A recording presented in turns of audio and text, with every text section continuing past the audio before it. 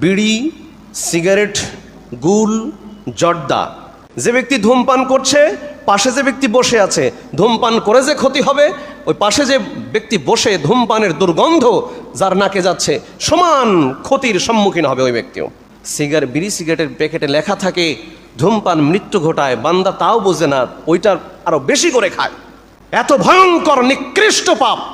সহিহুল জামেতে এসেছে হাদিস নম্বর 3345, আন ইবনে আব্বাস রাদিয়াল্লাহু তাআলা আনহু قال قال رسول الله صلى الله عليه وسلم, আব্দুল্লাহ ইবনে আব্বাস রাদিয়াল্লাহু তাআলা আনহু থেকে বর্ণিত, তিনি বলেন রাসূলুল্লাহ সাল্লাল্লাহু আলাইহি ওয়াসাল্লাম বলেছেন যে আল খামরু উম্মুল ফাওয়াহিশ ওয়া আকবারুল কাবাইর, মাদক সকল অশ্লীলতার মূল, মাদক সকল কবিরা গুনার ভিতরে অন্যতম কবিরা গুনাহ।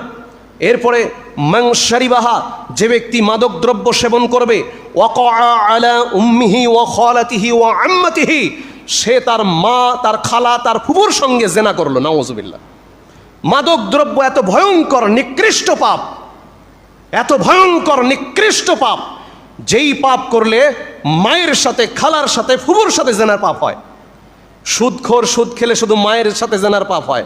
আর দেখেন সুদের চেয়েও কত ভয়ঙ্কর পাপ মাদক, যেই মাদক সেবন করলে 3 শ্রেণীর মহরিমা নারীর সাথে, মা, খালা, ফুফুর সাথে ব্যভিচারের পাপ হয়। এই মানুষগুলোর বিবেক কবে হবে? এই মানুষগুলোর বিবেক কবে নাড়া দিবে? আল্লাহ সুবহানাহু ওয়া তাআলা সঠিক বুঝ আমাদের সবাইকে যেন দান করেন, আমিন।